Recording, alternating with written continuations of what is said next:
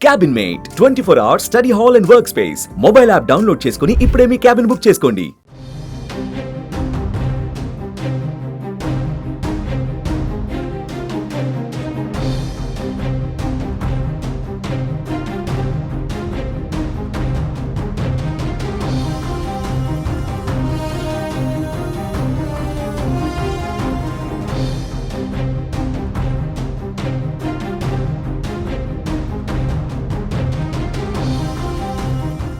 జమ్మూ కాశ్మీర్ అనంతనాగ్ జిల్లాలో ఉగ్రదాడికి పాల్పడిన ముష్కర్లను గుర్తించే పనిలో నిఘా వర్గాలు నిమగ్నమయ్యాయి.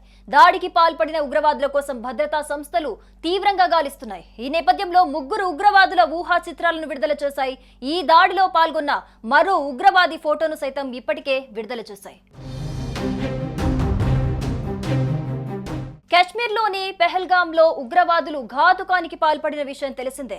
మినీ స్విట్జర్లాండ్ గా పేరొందిన బైసరన్ ప్రాంతంలో ప్రకృతి అందాలను ఆస్వాదిస్తున్న పర్యాటకులపై అడవిలో నుంచి హఠాత్తుగా ప్రత్యక్షమైన ఉగ్రవాదులు విచక్షణారహితంగా కాల్పులు జరిపారు.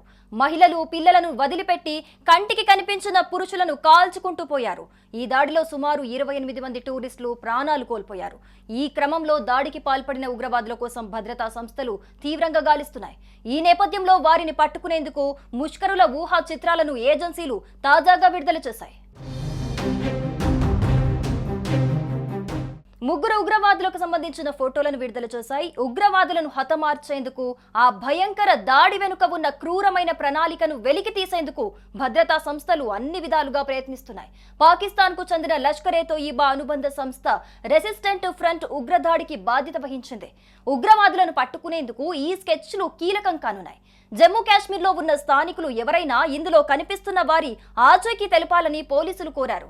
ఇక పహల్గాం ఉగ్రవాద దాడిలో దాదాపు 8 నుంచి 10 మంది ఉగ్రవాదులు పాల్గొన్నట్లుగా సమాచారం అందుతోంది.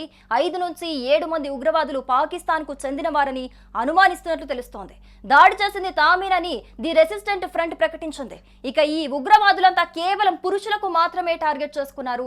మహిళలు, పిల్లల్ని ఏమీ చేయలేదు. వారి జోలికి కూడా రాలేదు. ఒకవేళ అడ్డొచ్చినా ఏమీ చేయలేదు. ఇక ముస్లిమా కాదా అని వివరాలు అడిగి తెలుసుకున్నాకే కాల్చారు. ఐడి కార్డులో పేరు చూసి మరీ కాల్చేశారని ప్రత్యక్ష సాక్షులు చెబుతున్నారు.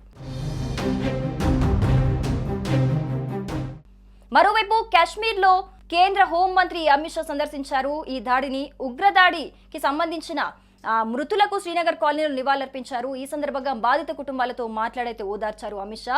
వారికి అన్ని విధాల సహాయ సహకారాలు అందిస్తామని కూడా హామీ ఇచ్చారు. అంతేకాదు ఘటన ప్రాంతాన్ని కూడా సందర్శించారు. ఇక బాధిత కుటుంబాలకు జమ్మూ కాశ్మీర్ పరిహారం ప్రకటించింది. మృతుల కుటుంబాలకు 10 లక్షలు, తీవ్రంగా గాయపడిన వారికి 2 లక్షల చొప్పున సాయం ప్రకటించింది.